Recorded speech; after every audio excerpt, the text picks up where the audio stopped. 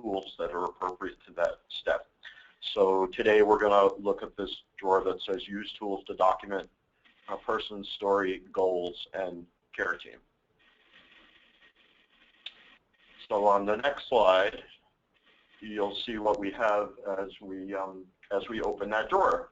In fact, the tool that we want to concentrate on today and that Jill Reinhardt is here to speak about is called eco-mapping.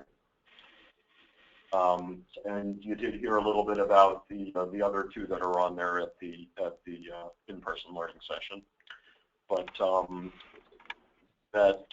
that kind of summarizes those two slides, and I will pass it over to Miriam. Thanks, Bruce. This is Miriam from OneCare, and I asked if I could introduce today's experts in showing us eco-mapping because I have a personal connection with them, and I feel so excited to have them here today. Dr. Jill Reinhardt is joining us. She is a pediatrician. Jill grew up in Minnesota and is the eldest sibling of 2 children who had special health care needs. Dr. Reinhardt led her practice to level 3 NCQA medical home recognition. She is currently involved with creating the pediatric community health teams as part of Vermont's Blueprint for Health. Additionally, Dr. Reinhardt has been part of a national advisory put together by the Lucille Packard Foundation for Children to create guidelines for a shared plan of care for children who have special health needs. Joining her is Christy Trask. Christy is an RN who's been working on the Hagen-Reinhardt-Connolly team for more than 10 years. Her expertise is in the area of coordination of care for complex patients. Christy has taught these skills across the state and reminds us to look at the 5 key elements to highly effective care coordination. The skills she teaches are needs assessment, continuing engagement, care planning and communicating, facilitating care transitions, and connecting with community resources. Joining their team is Jessica Denton. Jessica is a licensed clinical social worker employed by the Chittenden County Community Health Team. She's been there for about 3 years and has been working with the team from Hagen-Reinhardt-Connolly in their processes, which Jill will describe a little bit more in detail. So over to you, Jill, Christy, and Jessica. Great. Thank you very much for that warm introduction. We can start with the first slide. And I do want to say I feel like I'm the luckiest person in the world to be sitting here flanked by a social worker and a nurse whose main priority is to help serve our families better. It is such a gift to be able to access resources for the families, and this is one skill that we've been using, I think, during the 3 years that we've been working with Jessica and earlier as well. If you want to move to the first slide. Thank you. So in addition to talking about eco-mapping, I think we'll talk about this term of care partnership support and explain its effectiveness as part of that approach to providing family and patient-centered care. It goes beyond, I think, the understanding of care coordination. I think there's a lot of different meanings of that we've, care management, case management, care coordination, and we'll talk really specifically about that. Also learn some strategies for implementing these types of partnerships just within a pediatric practice that I think can be generalized. And then specifically learn how to use eco-maps to build those family-centered relationships and identify strengths of a family, but also needs that that family might have. Next slide. Just a statement about who are we, why am I here. I'm a practice owner with Drs. Joe Hagen and Greg Conley in Chittenden County. We have a small practice. Next slide. And I kind of wear 3 hats right now as a primary care pediatrician. I'm also, as Miriam mentioned, faculty for our pediatric care coordination learning collaborative. And as part of that learning collaborative, it's actually one of 16 states that are involved in efforts to improve coordination of care for children with complex medical conditions. And I guess the third hat is as representative from the American Academy of Pediatrics Vermont chapter as well. So our practice is small. We have about 40% Medicaid. We teach residents, we teach medical students, and also unique to our practice as part of our learning collaborative, we've invited family health partners to sit on our quality improvement project. So throughout our collaboratives, we have family voices. And I'm sorry to say that Tammy is not with us today. That was more of a last-minute problem on my end than it was on Tammy's, but we will represent her voice here for her, as she usually teaches with us. Next slide, please. So what's family-centered care? So this is really as it's defined from the National Survey of Children's Special Health Care Needs that happens every few years. So it's an approach to the planning, delivery, and evaluation of health care, and the cornerstone of that is this active participation between families and professionals. This is what we're all doing here. Family-centered care recognizes that families are ultimately the decision makers for their children, and then children are gradually taking on more and more of that decision making themselves over time with our assistance. Next slide, please. And we use this slide a lot. It's really the heart of it, that family-centered care is really about meeting families where they are and helping them get where they want to go, not necessarily just sort of rubber stamping everything that families want from us, but supporting a family along the way to a healthier place from where they are now. And I think the three of us more than once have looked at each other and reminded ourselves that it's about where families are and where we want to go. Hi, this is Christy, and that is so true. I think one thing that I've learned over the years as a care coordinator is it's not, how we're all trained to sort of go certain paths, and we have to do certain things for families and make sure that they get all their medical needs met. But it's not always about that. It's really about asking families what your goals are and what you want and what do you see for your family. So not always what we want, but more asking families what they want and, again, where they want to go. Next slide, please. So this slide, I think of care coordination as really that it is supposed to be patient and family-centered, but it is assessment-driven. It is an activity designed to meet the needs of children while also enhancing the capabilities of the family to do that work too. So I think of it, as this picture suggests, as teeing it up for families to really do the hitting of the ball themselves and providing them with tools in a mutual way. Next slide. And so this term care partnership support, really identifying what it is about the care coordination that makes it work. I think it's the relationship. It's that meaningful collaboration between families and the care team that assure that effective and quality care for the patient. And it's really designed as a system to address how do we access high-quality pediatric care and how do we have effective communication. And breaking that down even more, I think access to quality care depends on timely and accurate and problem-solving conversations that then we have a mutual understanding together of where we're going to go with that and make next steps from that place. I think, this is Jessica, the social worker, I agree in that we have to really work hand in hand with the family, and communication is such an important part of that. Being able to take the time to listen is so important, and I think that's really where you get that collaborative relationship. Next slide.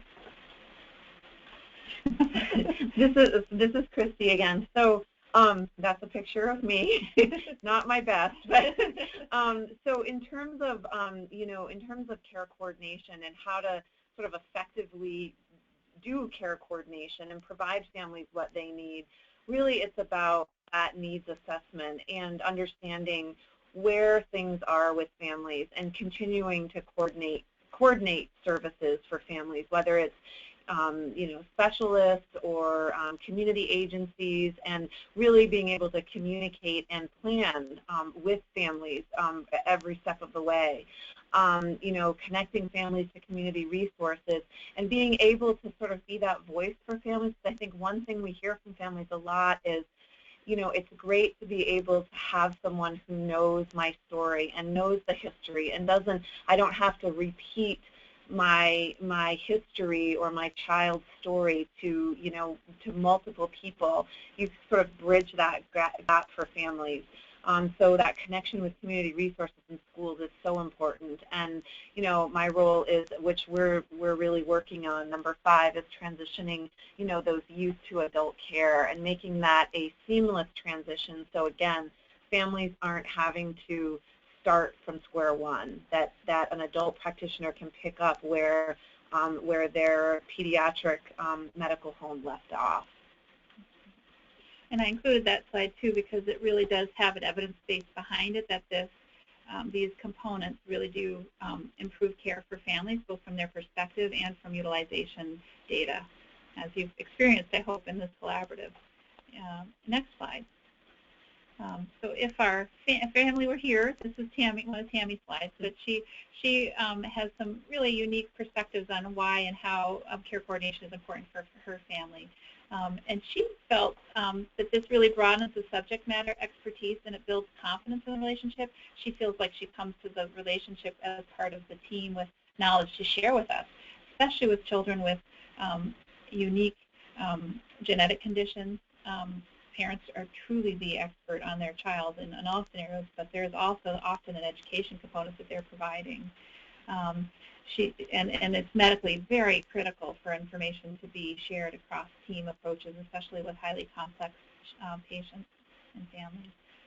And I think the trusting relationship has served everyone really, really well in this particular case too. Yeah, this is Christy again, and I agree that trust and building the relationship so that you can have conversations with families that that are positive but also honest and educational to both parties. I can't tell you how much Tammy has educated me in systems issues and just around the diagnosis of her child that's there. It's amazing when you have that foundational relationship, how everyone is served and everyone learns. Next slide, please. This is Jessica again. Care coordination has many, many benefits and is so invaluable, I think, to both us as providers and the family and the community partners that we work with, actually. We want to be sure that we are addressing the specific the needs that the families articulated, and that we're on the same page with that family. We want them to feel like they have been involved in that plan, that they have their voice is so important, and we are being sure that they, as we draft this care plan, are they reviewing it, are they in agreement with it, and then also the reason we want to have good care coordination is to be good community partners and serve these children. In this, in our case, in the pediatric world, we want to get the family connected, and I would even also suggest that the care plan can even address other members of that family system and their needs. Maybe we've got a kiddo with some special health care needs, and we've got a mom who's dealing with some anxiety or depression around that. So how are we getting her connected as well? So we're addressing, again, that whole family system, not just the patient. Thank you. Next slide, please. This is another family health partner that we've worked with over the years. I don't know which I like better, the Choose Happiness or the I Dig Dirt on his shirt, but it's an opportunity, as this family says, for us to build that trusting and collaborative relationship with both the pediatrician and the staff that's available to support the family as well. That she states that it helps her to provide smooth facilitation among all the members of the team. I thought it was interesting she included pharmacy here, school services, specialists especially, and ultimately as a comprehensive source of her complete medical history for her family. Next. So thinking just in general what a typical scenario would be of when we might think about using an ECOMAP or engaging care coordination, this is not unusual. 3-year-old Alaya at risk of losing her child care placement due to her behaviors. Maybe there are tantrums, maybe there's worry about injuring herself or others. She cries a lot. The mom's job is at risk because she keeps getting called to pick a kid up from school. Interestingly, from a developmental screening perspective, the Ages and Stages questionnaire at 2.5 that they actually did in their child care center because they're part of the Launch Learning Collaborative on developmental screening looked okay at that time, and her MChat, what we did as part of her Bright Future, she passed as well. So what is going on here? Next slide. So really, where do we start? Minding the gap here. Where do we begin with coordinating care and understanding the needs of families and children? Next slide. I have been learning and teaching with my social work colleagues and colleagues from LEND and here at the, and this is a strategy that I think we've been doing and didn't know what it was, but it's called LEARN. And I think using this strategy along with an eco-map is really important. So listening, L is listening to a family's perspective, E, explaining what your perception of a family's struggles and problems are, and then acknowledging the similarities and the differences. Then we can recommend ideas to tackle those issues and finally negotiate a plan together that can be followed as a team to improve outcomes. This is old. This is from the 80s, and it's still, I think, very relevant and salient to how we ask questions through the eco-mapping process. So next slide, please. So this, take a deep breath, is a little intimidating map, but you should see it when it's filled out for a particular family.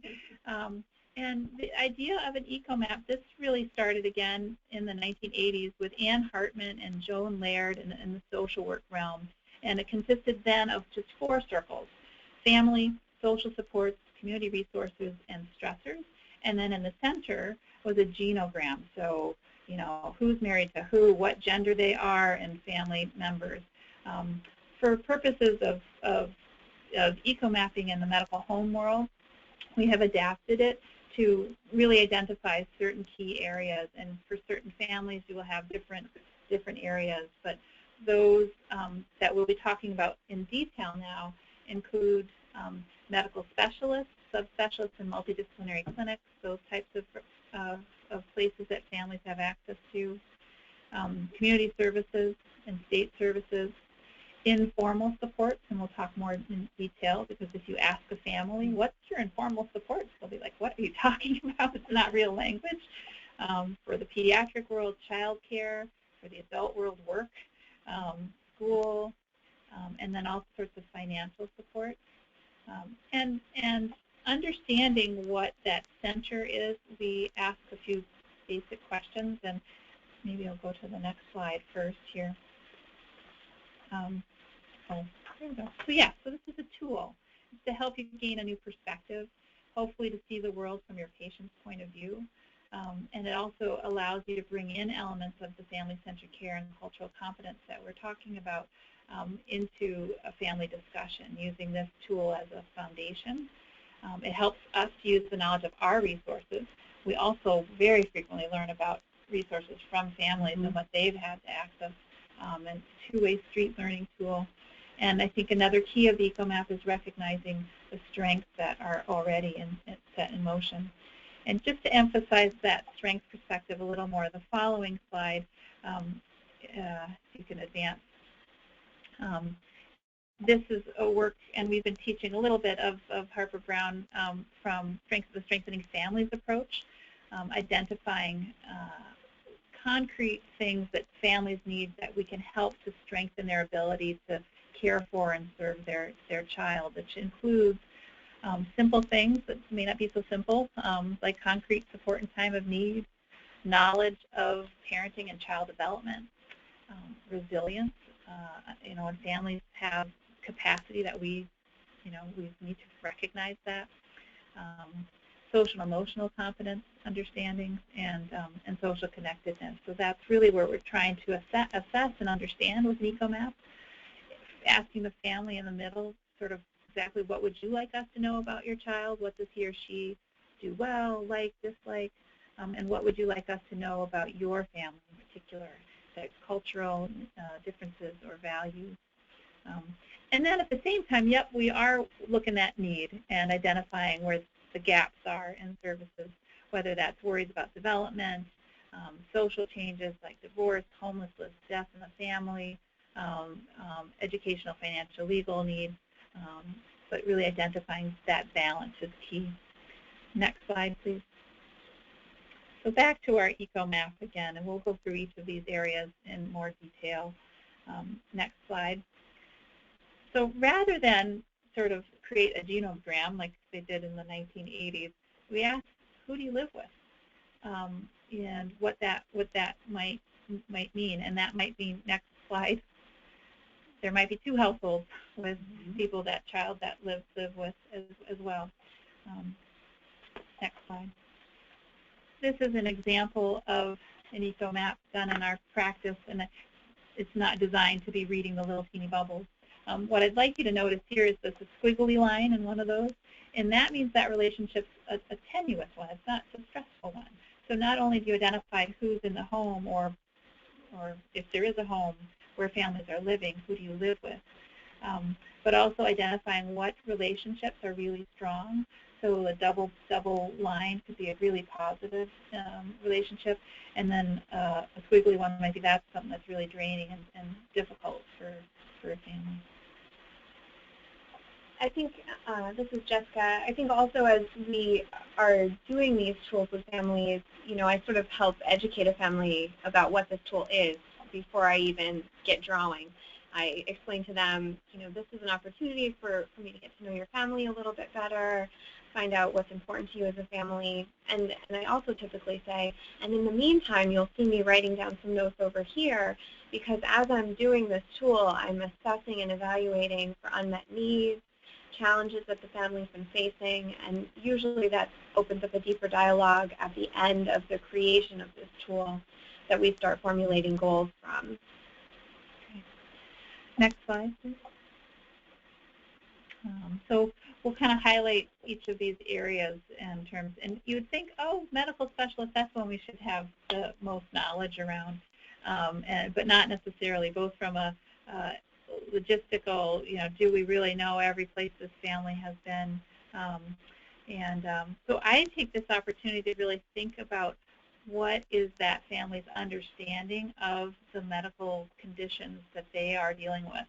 And so these questions come from are modified from Kleinman, which really talks about how to be effective in your communication from a cultural perspective and create common ground. So some of the questions we might ask about are, what are the diagnoses have you been given for your child or for yourself, and what do you call it? A classic example of that, I think, is kids who have seizure disorders or epilepsy. Sometimes they'll talk about shaky spells or drop spells, or not necessarily using medical lingo for these events that happen.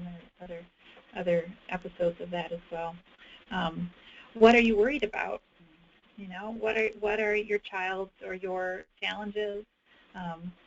What do you think caused your child's problems? What challenges or the challenges that exist? And why do you think it's happening? Why is it happening now? What kind of treatment do you think your child should receive?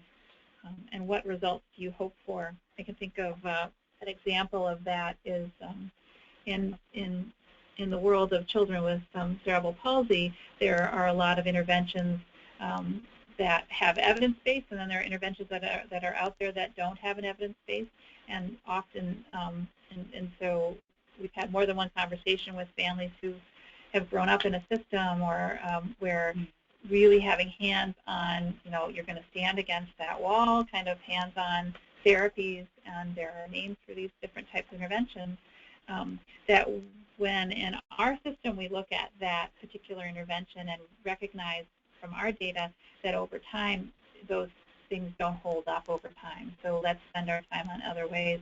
We've had very interesting, kind of discussions about that. But the goal, I think, overall is looking at improved outcomes for the child, and but understanding what the family thinks has been effective and what they think might be effective in the future. And then ultimately, of these medical specialists, are the relationships supportive? I think when we as a primary care medical home are involved, generally that means that there isn't an alternative subspecialist that's taken the lead, that we're probably managing multiple specialty groups, including other community referrals as well. My other point here was just about keeping track of if you want to talk about that. Right, so if there are, which there usually are, multiple medical specialists or community agencies, school services that are involved, like figuring out who's the contact person and how do I get a hold of them and how can we facilitate that communication, and being able to keep track of all that information for families so that you can help families navigate a system that can sometimes be complex and overwhelming. So, you know, when you're asking the questions, you know, what worries you, what are the challenges, what results do you hope for, you know, sometimes they're as basic as, I don't know who my child's neurologist is, or I can't get a hold of that office, or I don't know how to contact that person. So just being open to listening to families and helping them navigate is, I think, is really hugely supportive and can be really helpful in developing a relationship.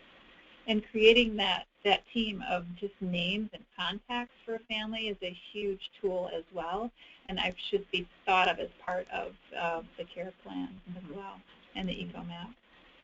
Next slide, please. So informal support. So we think about this in terms of both extended family, friends, groups, Boy Scouts, cultural supports, churches, recreation, sports teams for kids, camps, and sometimes when we're doing this, and go ahead to the next slide, please, you get a void, and maybe I'll defer to Jessica on this one too. I think when we're doing this tool, open-ended questions is so important. So when I get to this point in my map, you know, I might have already talked to them a little bit. I think we'll talk a bit about family support, but I get to know, like, oh, is there a grandparent involved, or a person in our community who may not be biologically related to you, but that you see as a really important player of your family. I mean, people do identify, you know, a neighbor or somebody they went to high school with as part of their family. The kiddo might call this person Aunt so-and-so, but really isn't their aunt. So I've already sort of gotten through that at this point in the EcoMap, and now I'm exploring more about you as a family. Is there anything you do on a regular basis? I might even ask something like, what about dinner time? What does that look like in your household? You know, and they might share with me, yeah, we do try to have dinner as a family. Because again, we're trying to elicit some of the strengths and reinforce some of those positive behaviors that the family's already engaging in.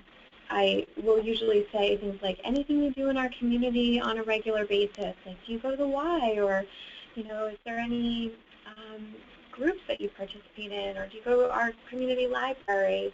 Just because all of these things might come back and be a good support in the future.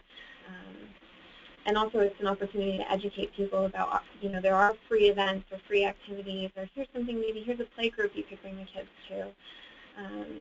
So in that part of my EcoMap, I'm usually getting lots of those types of details. And at the same time, you might even ask some of these types of questions that I usually put around the strengths of the family. What do they like doing as a family? You know, are there things for the child that they have that are special interests for them? Also, just really good for us to know as a practice to say, hey, how was that? You know, clarinet. How did that go when you were playing clarinet the other night in your band concert? Because we want to still have that personal relationship with the family as well.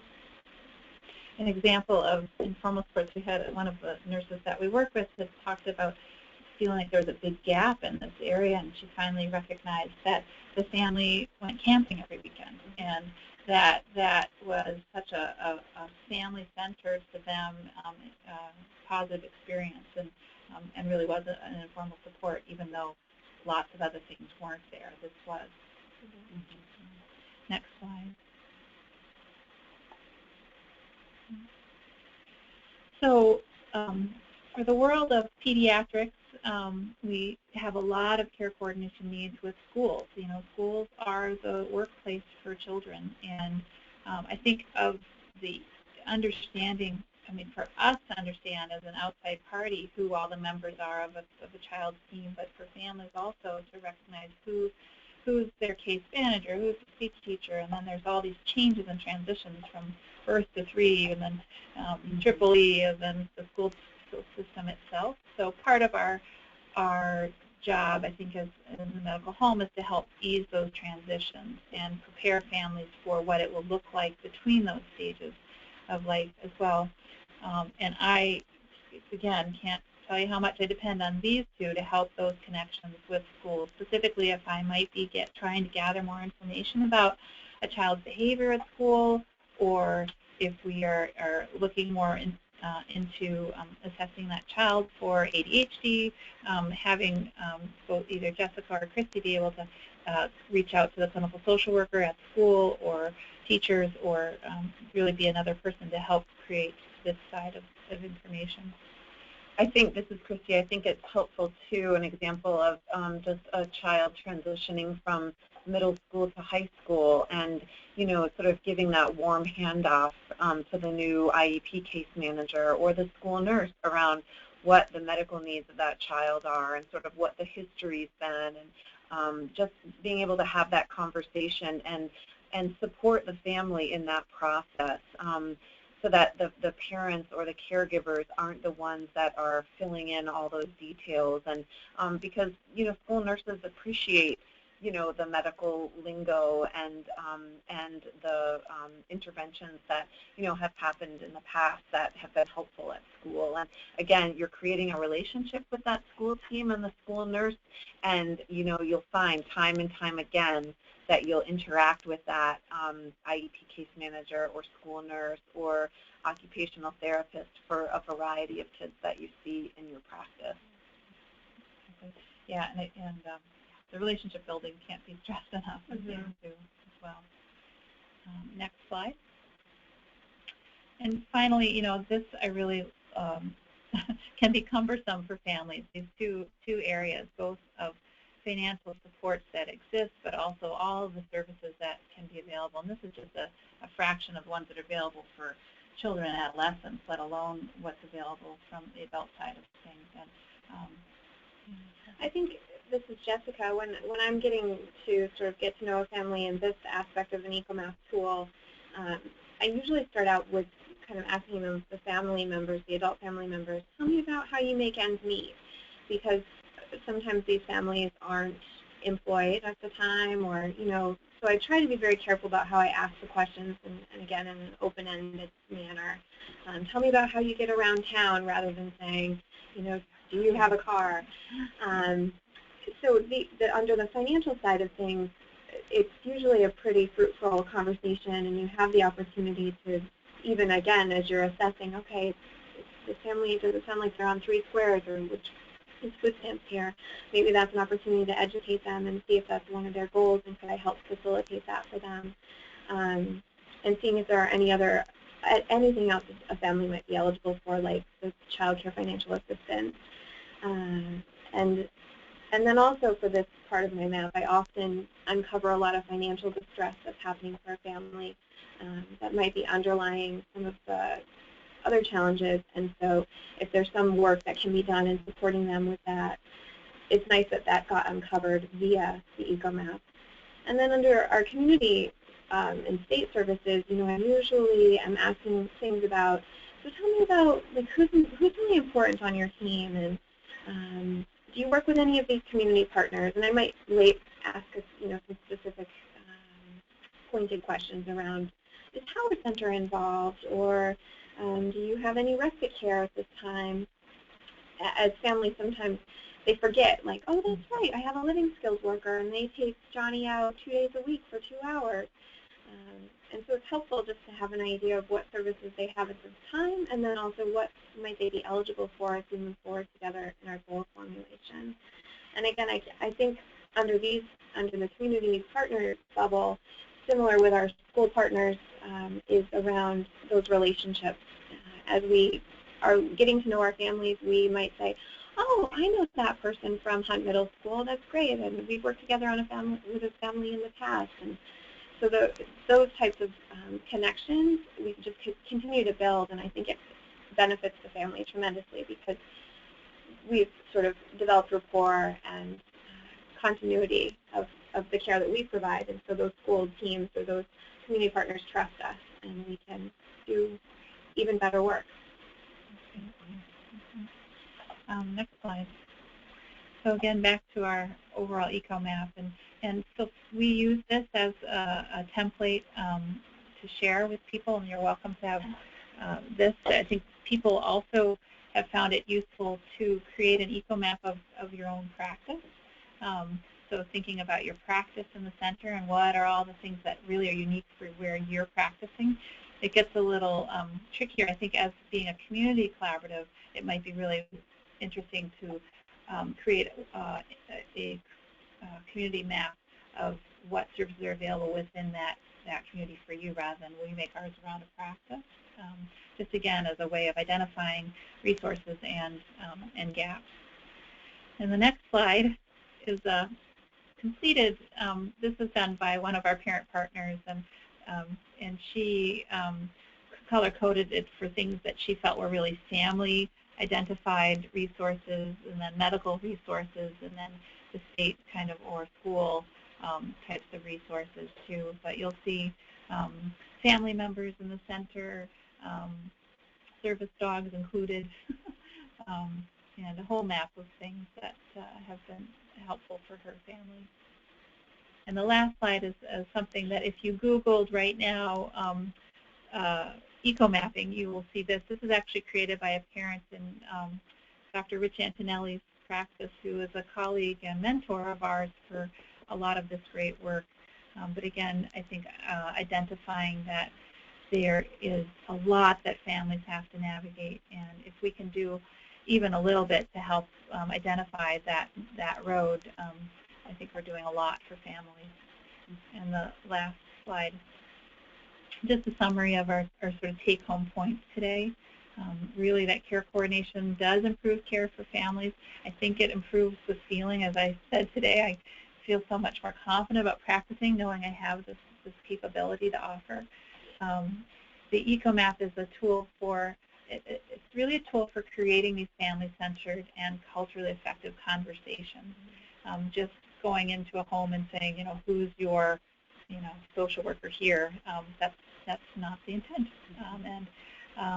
That really it entails a comprehensive assessment that is strengths-based but also identify needs, and that ultimately involving families as partners strengthens families, improves relationships, and makes the practice of medicine and a whole lot more rewarding and effective. So we will end there, and if there are questions, I think you're supposed to type them in. We'll go to the moderator on that. That's right. Right now we don't have any questions, but we'd love to hear from you guys. Let me know if you're having issues finding the chat box.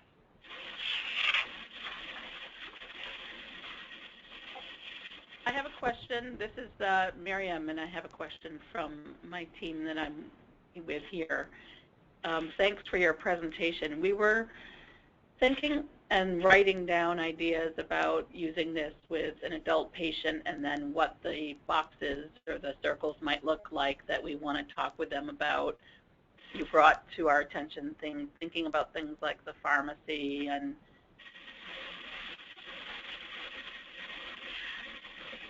I do this with adults as well because I've been covering in an adult primary care practice. And I think it's very translatable from the pediatric world to the adult world, including who lives in your home with you. Tell me about who you live with. Does this person have a housemate? Are they renting on their own?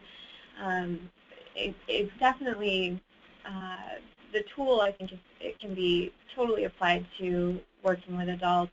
It may not be as rich in community support or community partners, but getting to know that patient, what's important to them as an individual, what do they find rewarding in our community as far as the support and activities they might be participating in. I oftentimes spend a little bit more time around employment with the adult clients. I don't know if that helps you at all. It does, and thanks for those words. I think one thing that we wrote down, which was interesting, was you said you might want to consider doing this with your own practice or with your own community, which was an interesting way of looking at it. But for Jessica and Christy, the question that came up for us is, when you started to do this, I'm going to assume that you were not. We lost you. Sit down with someone and say, hey, we're going to try this new thing? Miriam, we kind of lost you mid-sentence. Oh, sorry about that. So for Christy and Jessica, how did you start getting skillful at doing this kind of a tool? For me, I think the more often you do it, the better you get, and you find new ways of articulating the same question, because there might be times that you say a question that is either very unclear to a family or maybe a little too culturally biased. So I think repetition and time. I actually do this tool with every single family, every single client I meet. I always preface it by giving them a little education about the tool, explaining to them how it's, it's a great tool. It's important to me as a practitioner, and also if they want a copy of the tool when they leave, I'm always happy to give them a copy. So how you formulate the questions, I think over time it just improves as you continue to practice using it. And I would add that in our work with the collaborative, families have provided the feedback that the EcoMap for them is actually kind of a reinforcer of the strengths that exist for their family.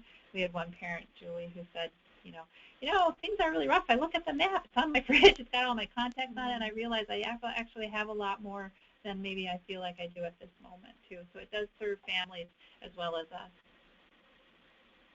So we have a couple of questions that have come in. Sure. The first one is, how can the EcoMap assist with developing a shared care plan, and have you seen a connection between the two tools? So yes, that's a great question. So in this Lucille Packard guideline for creating a shared plan of care, we actually consider the EcoMap as an attachment to the shared plan of care. And so we use them when we do a lot of care conferencing, which is bringing families and teams together. And it sounds like that's happening with this collaborative as well. Conferencing is just getting people around the table. And the two things that I like to have on the table before we start are, a list of the contacts and who's involved with the family and the EcoMap. It just centers everyone. You can even put it on the wall, and say, okay, here's everybody, here's the team, so it can have that concrete piece. It also, we've served as I've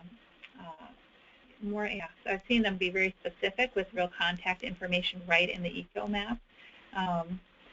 But generally, and maybe I'll let Chrissy talk to this too, the EcoMap is a way of looking at the world. It doesn't have to look like circles on a piece of paper. Do you want to comment on that? Yeah, I think it's really family driven.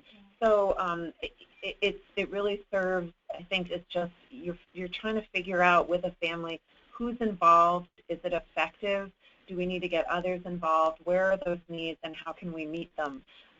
And again, creating those relationships with the community agencies and schools, and just knowing who to contact and how to get a hold of them is really, I would say, 60% of the work. And then once you know who's involved and how to reach them, and you've established a relationship, it really just evolves from there. Jill, is it also fair to say that in the shared care plans, one of the things that's pretty clearly spelled out is what the person or family that's receiving care is going to do and what each of the providers are going to do. So the EcoMap can serve as a guide of who's involved, but then can also serve the basis for determining who else you can pull in at different points, who may be able to assist at different processes and really define what they're going to do and work on. Exactly. So we talk about this identifying gaps and needs, and then you can create a goal together with the family of how to fill that gap, and that might be a step that Jessica's going to help with, or that I'm going to help with, or the family takes on themselves, or Christy does. But the accountability piece is, I think, really key to that shared plan of care. And then the follow-up. And so the EcoMap as part of that shared plan of care is sort of the thing that grounds the process back. Did that step happen? Did that gap get filled? Did that need get met? And then yes, and then you're on to the next round. And I think more importantly, it establishes that trust, and you really have a foundation and relationship. The last take-home point, it improves relationships, and it just makes everything more rewarding because there's mutual trust that goes both ways. When you say you're going to do something, do it. Follow up with a family. And things don't always go as you plan, but it's having that transparency and being able to say to families, okay, this really isn't working. We've got to go to plan B. What do you think? Or how should we go forward? I was just going to add just one little point, too, as the question was, as you create an eco-map, how does it help with care planning? For me, as I'm creating that eco-map, as I said, I'm actually jotting down on a separate piece of paper little notes to myself, and I might even say to the family, we're going to come back to that. And so I'm looking live right now at an eco-map with a family, and as I met with them, it was, okay, there's been some problems with OT at home. Put a little mark over here. Okay, we're going to follow up on that in the care plan. How are we going to make sure that that's happening in a smoother way? Oh, here's an unmet need that we just learned about via asking, how does this young man regulate? Oh, a weighted blanket would be really nice for this family. Let's put that over here on my care plan. He's got some sensory stuff. He's not cleaning his teeth. I always ask about dental care in my eco-map. He's not cleaning his teeth very well. Okay, let's put this over here in the care plan. Can we think about more frequent dental cleaning? So I think it goes hand in hand with care planning as you fill that eco-map in. So to put it in the terms of this collaborative, one of the things we're going to talk about is the root cause analysis. And what you're saying is that it really helps you in the root cause analysis where you're identifying physical, mental health, social, and systems root causes. It maps out those systems to help you develop it. So we're going to move on to the next question. Yep, this is kind of a set of questions. Who does the eco-mapping in your practice? Is it a care coordinator, RN, et cetera? And how do we get a care coordinator to do this in our practice? Wow. Well, this is Jill. Jessica does the majority of eco-mapping, but Christy and I have also done them with families.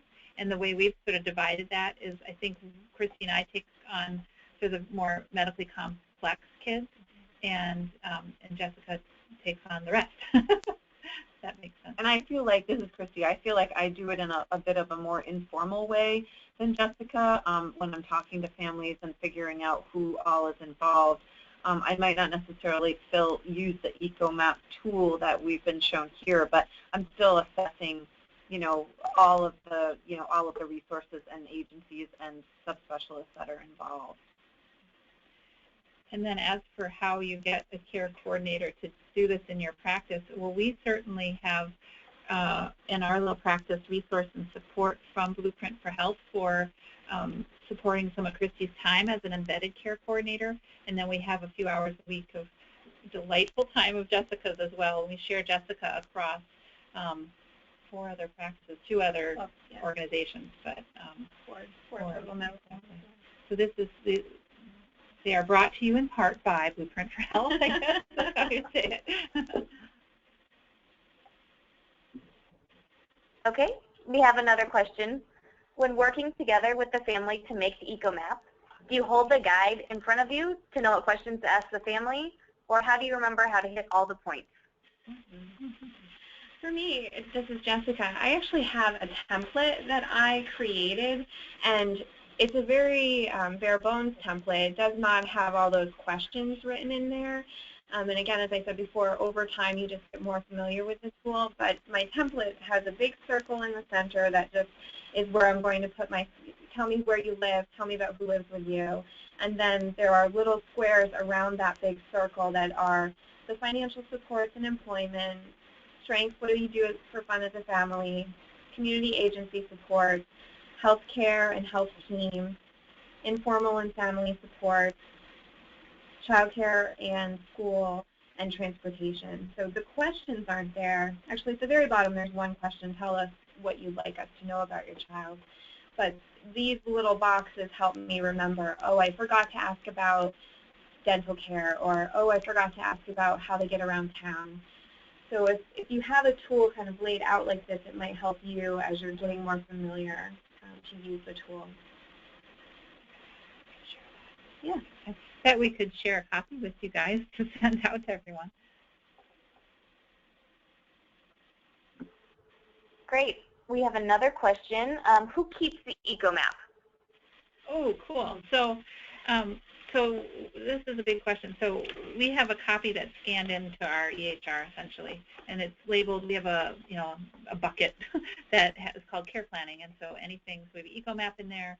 We have another bucket that's emergency care, emergency plans for things like asthma, peanut allergy, and seizure disorders, and hypoglycemia protocols. But that becomes a tool, and everyone knows where it is, so we can have access to it in the electronic world. also. And I always carry, being a part of the community health team, we actually still have paper charts. So I always have my original EcoMap. I make a photocopy and I put it in the scan bin to each of the respective medical homes that I work for. So all the other practices that I'm at, they also scan this into their EHR. And then I keep this copy because it's always a work in progress. Families, things change. And so my next visit with the family might be 2 years later. And I pull out that EcoMap from 2013 and I get reminded, and then we can make updates. Because my role is episodic with families, I'm not always providing treatment live in person for lengthy periods of time. So that's where it lives for me, both in the EHR and in my paper chart. And I think as a care coordinator, I utilize it. It's scanned in our EHR, and I can go in and remind myself, or when I'm talking with a family, oh, so-and-so is involved. Okay, let's explore that. Or, you know, it's just a great way to educate other staff in our office as to who's involved, providers, nursing staff, just so we're all on the same page. And it's a way of communicating among professionals. Mm-hmm. And we will share with families as well, as we said before. Yeah. So, Jill, one of the things I just heard you say, and Jessica, that you ensure that the care team members have a copy of the EcoMap. Can you tell us a little bit about how you might disseminate that among the care team members? Yeah. So I think we don't necessarily have so if I'm at a care conference and the family is there, I will often use the EcoMap and share that with the family's permission during a care conference at that point. But otherwise, it really lives in our electronic health record. And so when we get permissions to share with, if I had a specialty with getting to know a family, I might send the EcoMap along with that too as a referral. But generally, it's people who have access to our health records. Sharing is still not the easiest part of the shared care plan. Sometimes, this is Jessica, sometimes I'll get permission from the family. If there's a complex situation happening, say DCF is involved and I just did an intake with them, I'll say, would you like me to share this with your, the worker from Department of Children and Families? Would that be helpful to you? And then I would share it with a community partner, but it's definitely not common practice to share this tool. Certainly families can take the copy with them, and should they decide to share it with one of their partners, that would be their choice.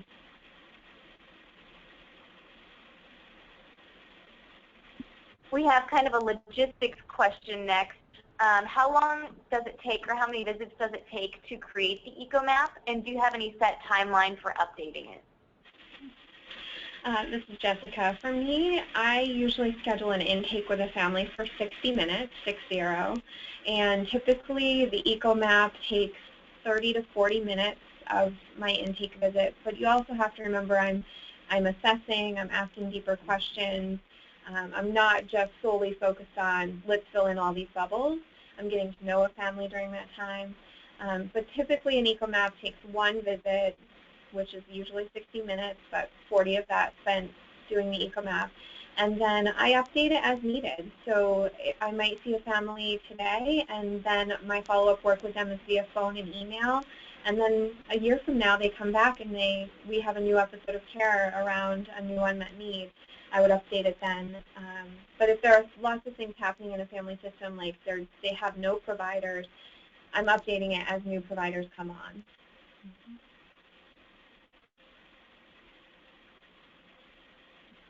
All right, that's all of the formal questions we've gotten in. I've had a request to send out the slides, which I will do. Look forward to that either today or tomorrow. And then a question about getting the blank EcoMap template sent out to the communities as well. And I think we'll be able to do that. I'll send it to Dr. Reinhardt now. Great. I want to take a little bit of time to thank our speakers today. I know that everyone took time out of their busy clinical schedules to be with us. Your thoughts were thought-provoking, and I think will really help to carry our teams forward. So we really appreciate your efforts in putting this together for us and presenting it during your busy schedule. You're welcome. It was our pleasure. Thank you so much. Thank you. Keep up the good work out there.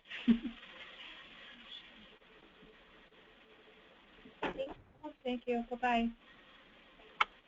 Thank you.